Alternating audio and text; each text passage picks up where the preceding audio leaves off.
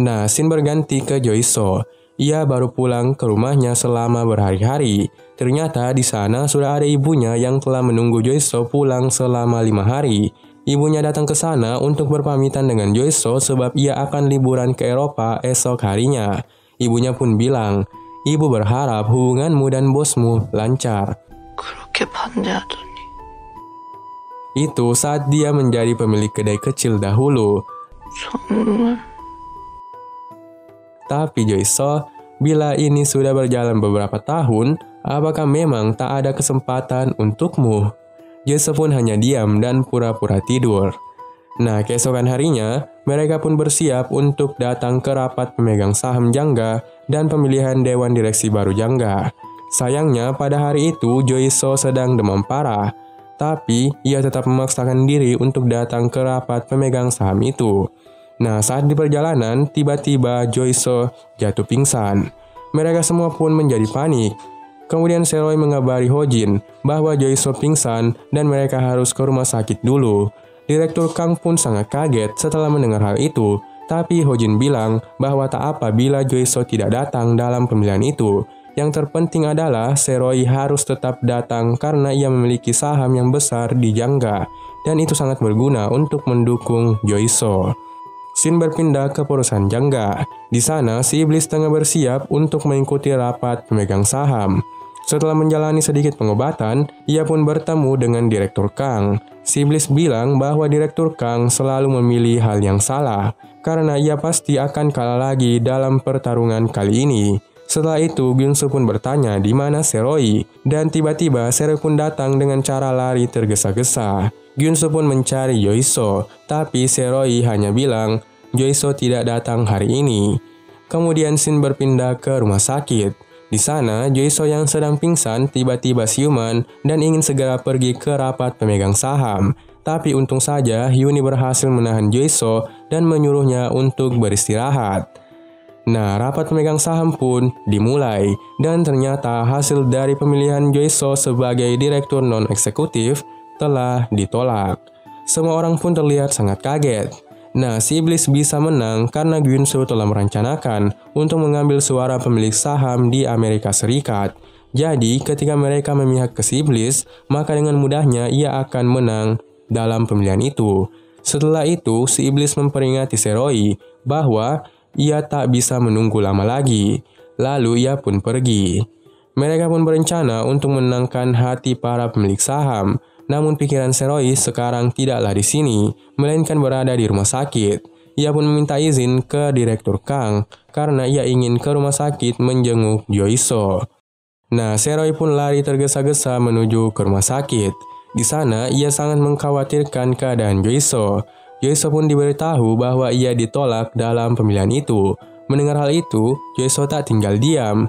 Ia tahu bahwa ini adalah ulah Gyunsu yang sudah bertemu dengan pemilik saham di Amerika. Joiso pun berencana untuk meyakinkan pemilik saham dengan memberitahu penyakit Presdirjang. Tapi Seroy langsung mengancamnya untuk tidak kemana-mana dan harus tetap beristirahat di rumah sakit. Apabila ia bergerak keluar dari rumah sakit, Joiso akan dipecat oleh Seroy. Setelah itu, Seroy pun pergi. Nah, di perjalanan, Choi ikut keluar bersama Seroy. Choi bermaksud untuk sementara menggantikan Joiso mengecek cabang di Taiwan. Setelah itu, Choi pun bertanya, "Kenapa kau terlihat begitu sedih? Apa karena rapat hari ini? Atau kau begitu karena Joiso? Kita bisa lebih baik lagi di rapat berikutnya. Tapi soal Joiso, kau ikuti saja kata hatimu." 무슨 말이 하고 싶은 거야? Kau bertanya seperti tidak tahu saja. Joiso menyukaimu kan? Kau menyukai Osua. Apa kau sedang bingung? Seroy pun bilang, omong kosong. Perbedaan umurku dan Joiso. Seroy pun langsung mengingat perkataan Joiso bahwa itu adalah alasan yang payah untuk menolak cintanya. Kemudian Choi pun lanjut bilang, kau sungguh butuh alasan semacam itu. Apa masalahnya dengan umur? Tak masalah bila sedikit dibicarakan orang. Cinta pertama dari 10 tahun lalu. Tak apa melukai perasaannya. Aku berbicara seperti ini karena kau tidak seperti biasa belakangan ini. Choi pun pamit untuk pergi. Saat di parkiran, ia melihat mobil yang tak asing baginya. Tapi tampaknya Choi belum menyadari itu. Di perjalanan yang entah kemana, Seroy melihat kalung yang sangat ingin dibeli oleh Joiso. Nah, Seroy pun membeli kalung itu, lalu membawanya ke Joiso. Tapi sebelum itu, Seroy mendengar percakapan Hyuni dan Joiso. Joiso bilang, "Ini soal waktu yang tepat. Ini bukan saatnya aku beristirahat.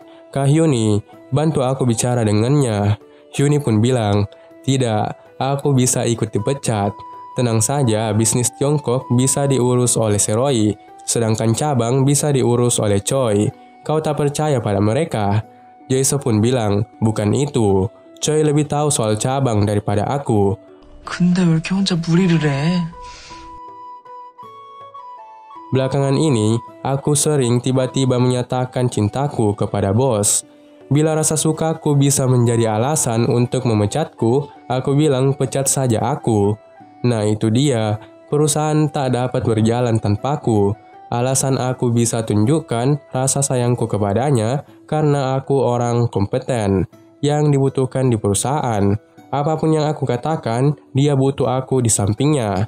Aku harus menjadi orang yang dia butuhkan. Aku tahu, aku hanya butuh alasan untuk perbuatanku. Aku butuh hak untuk menyatakan perasaanku.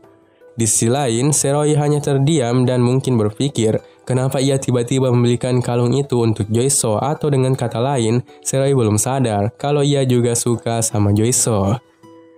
Kemudian Shin berpindah ke perusahaan Jangga. Di sana, Gyunsu menyuruh Sua untuk mengurus beberapa cabang Jangga karena ia sendiri sedang sibuk untuk pemilihan presidir terbaru Jangga. Sua pun kaget mendengar hal itu. Gyunsu kembali menjelaskan bahwa presidir Jang umurnya tidak akan lama lagi. Setelah itu, Sua pun datang ke rumah si iblis. Di sana, si iblis membuat Sua menangis. Ia bilang, "Kau adalah orang paling lama yang berada di sampingku setelah sekretaris Kim. Tapi aku percaya motifmu berbeda. Aku sangat tahu apa yang kau pikirkan tentangku selama ini. Setelah kejadian manajer Park, kau membenciku, juga takut padaku. Orang yang kau benci akan meninggal. Bukankah itu hal baik? Kenapa kau malah menangis?" 모르겠어요.